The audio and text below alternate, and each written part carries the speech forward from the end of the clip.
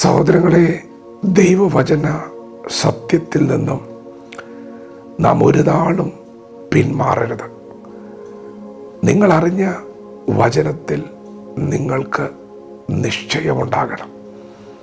നിങ്ങൾ ഉറപ്പുള്ളവരാകണം. നിങ്ങളുടെ വിളിയും തെരഞ്ഞെടുപ്പും നിങ്ങൾ ഉറപ്പാക്കുവാൻ അധികം ശ്രമിക്കണം. സുവിശേഷം നമ്മെ രക്ഷിച്ച സന്ദേശമാണ്.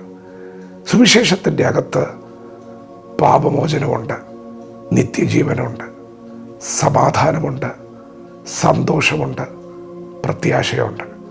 പ്രിയപ്പെട്ടവരെ, സുവിശേഷം നമ്മുടെ കർത്താവായ യേശുവാണ്. നാം മരിക്കേണ്ടതിന് പകരം നമ്മുടെ പാപം ചുമന്നുകൊണ്ട് യേശു ക്രൂശിൽ മരിച്ചു. പാപത്തെയും മരണത്തെയും ജയിച്ചുകൊണ്ട് യേശു മൂന്നാം നാൾ ഉയർത്തെഴുന്നേറ്റു. നിങ്ങളത് വിശ്വസിക്കുന്നുവോ?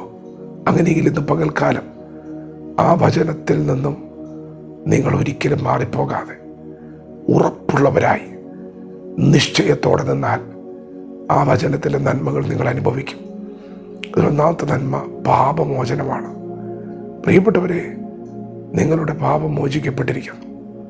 യേശു ക്രിസ്തു നിങ്ങൾക്ക് പകരമായി ക്രൂശിൽ മരിച്ചു. പാപത്തിൻ്റെ ശമ്പളം മരണമാണ്. നിങ്ങളുടെ പാപത്തിനൊരു ശമ്പളമുണ്ട്, അത് മരണമാണ്. ആ മരണമാണ് യേശു കർത്താവ് ഏറ്റുവാങ്ങിയത്. ഇനി നിങ്ങൾക്ക് മരണമില്ല, ഇനി നിങ്ങൾക്ക് ശിക്ഷാവിധിയില്ല. നിങ്ങൾ ഉറപ്പുള്ളവരാകണം. നിങ്ങൾ ഉറപ്പുള്ളവരായാൽ മരണഭയം നിങ്ങളെ വേട്ടയാടുകയില്ല. മരണത്തിൻ്റെ ശക്തികൾ നിങ്ങളെ പിന്തുടരുകയില്ല. അതെ, ഞാൻ മരിക്കേണ്ടതിന് പോലെ യേശു മരിച്ചു. എൻ്റെ കർത്താവ് എനിക്ക് പാപമോചനം നൽകിയിരിക്കുകയാണ്. അതുമാത്രമല്ല, സുവിശേഷത്തിൽ നിത്യജീവനുണ്ട്. ദൈവപുത്രനായ യേശു ക്രിസ്തു നമ്മെ രക്ഷിക്കുവാൻ ഉയർത്തെഴുന്നേറ്റപ്പോൾ, പ്രിയപ്പെട്ടവരെ, ദൈവം നമ്മെയും ഉയർപ്പിച്ചു. പാപത്തിൻ്റെ അടിമത്വത്തിൽ നിന്ന്, മരണത്തിൻ്റെ കെണികളിൽ നിന്ന് ദൈവം നമ്മെ വിടുവിച്ചു. ദൈവം നമ്മെ ഉയർപ്പിച്ചു. ദൈവം നമ്മെ ഉയർപ്പിച്ചിരിക്കുകയാണ്. നാം ഇനി പഴയ മനുഷ്യനല്ല, ക്രിസ്തുവിൽ പുതിയ സൃഷ്ടിയാണ്. ദൈവം നമ്മെ ജീവിപ്പിച്ചിരിക്കുകയാണ്.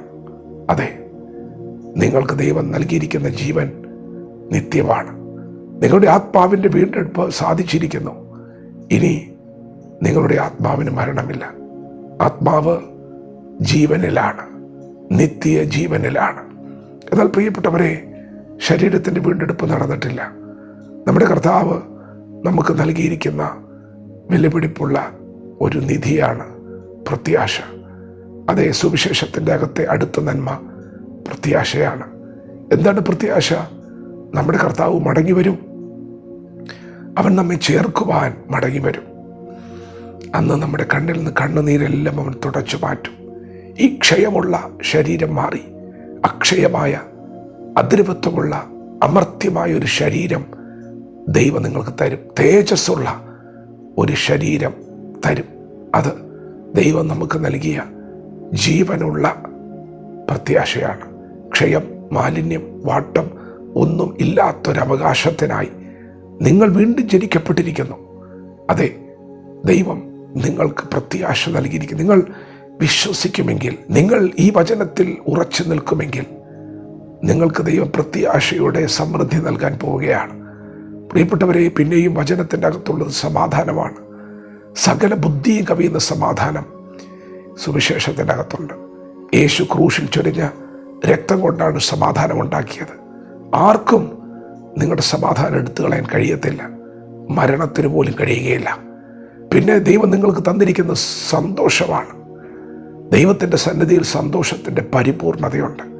പ്രിയപ്പെട്ടവരെ, സന്തോഷത്തെ കെടുത്തിക്കളയാൻ ആർക്കും കഴിയുകയില്ല. രട്ടടിച്ച് ദൈവം നിങ്ങൾക്ക് സന്തോഷം ഉടിപ്പിച്ചിരിക്കുകയാണ്.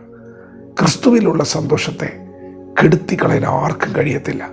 നിങ്ങൾ സുവിശേഷത്തിൽ ഉറച്ചു നിന്നാൽ, സുവിശേഷ വചന സത്യങ്ങളിൽ ഉറപ്പുള്ളവരായ, പ്രിയപ്പെട്ടവരെ, നിങ്ങൾ കുലുങ്ങിപ്പോകത്തില്ല. നിങ്ങളെ നശിപ്പിക്കുവാൻ ആർക്കും കഴിയുകയില്ല. വചനത്തോട് പ്രതികരിക്കാം. ദൈവം നമ്മെ ഓരോരുത്തരും ഈ പകൽ അനുഗ്രഹിക്കുമാറാകട്ടെ. ആമേൻ.